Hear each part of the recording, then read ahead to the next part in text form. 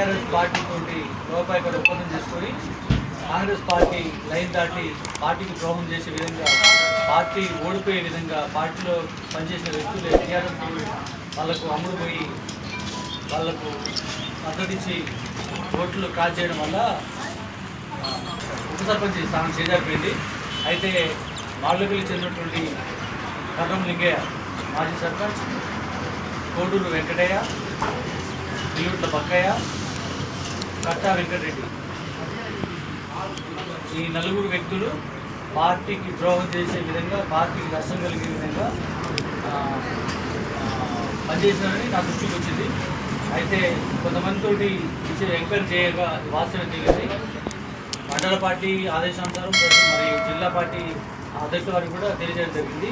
వారి సూచన మేరకు గ్రామ స్థాయిలో ఉన్న సర్పంచ్ గారికి మరియు ముఖ్య నాయకులు అందరి సలహా మేరకు ఈరోజు వారు నలుగురిని పార్టీ నుంచి బహిష్కరించడం జరిగింది. ఈ రోజు నుంచి ఆ నలుగురు వ్యక్తులకు కాంగ్రెస్ పార్టీకి ఎటువంటి సంబంధం